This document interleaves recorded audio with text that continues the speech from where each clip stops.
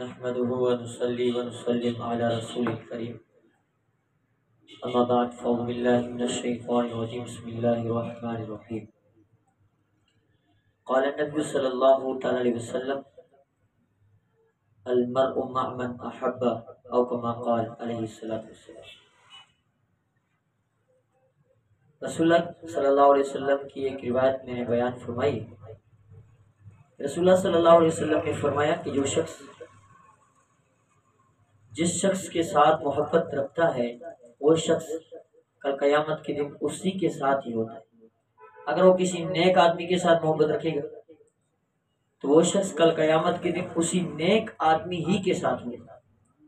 اگر وہ کسی بدکار آدمی کے ساتھ محبت رکھتا ہے، کسی فاسق کے ساتھ، کسی زانی کے ساتھ، کسی شرابی کے ساتھ، کسی بھی کے ساتھ اگر محبت رکھتا ہے تو کل قیامت کے دن وہ اسی کے ساتھ اٹھے۔ جیسے کہ ایک صحابی رسول صلی اللہ علیہ وسلم کی مجلس میں آئے اور فرمایا، یا رسول اللہ صلی اللہ علیہ وسلم، میں آپ سے محبت رکھتا ہوں، مجھے آپ سے محبت ہے، مجھے آپ سے قربت ہے۔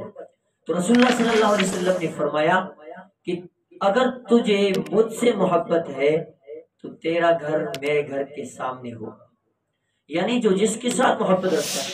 اسی لیے فرماتے ہیں کہ رسول اللہ صلی اللہ علیہ وسلم کے حدیث کے مطابق علماء اکرام فرماتے ہیں کہ آپ علماء اکرام کے ساتھ محبت کیا کریں، کیونکہ رسول اللہ صلی اللہ علیہ وسلم نے فرمایا کہ کل عالما او محبا او سامعا او خادما ولو کان خامسا، کہ آپ طالب علم بنے یا عالم بنے یا ان کو سننے والے بنے یا ان کے خدمت کرنے والے بنے، یعنی ان کے ساتھ نفرت کرنے والے نہ بنے۔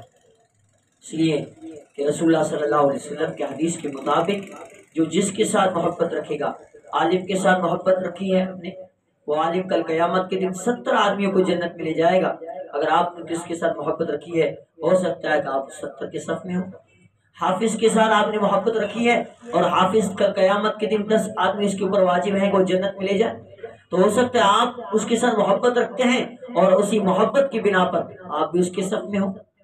اس لیے فرماتے ہیں نیکوکار کے ساتھ، نیک لوگوں کے ساتھ محبت رکھا کریں، کل قیامت کے دن آپ بھی نیکوں کے صف میں ہوں گے۔ اگرچہ ہم نیک نہیں ہیں، نیکوں سے محبت رکھتے ہیں، اسی نیک ہونے کی بنا پر آپ ان کے ساتھ ہوں گے۔ اللہ کریم سے دعا رب العالمین ہم سب کو عمل کرنے کی توفیق عطا فرمائے۔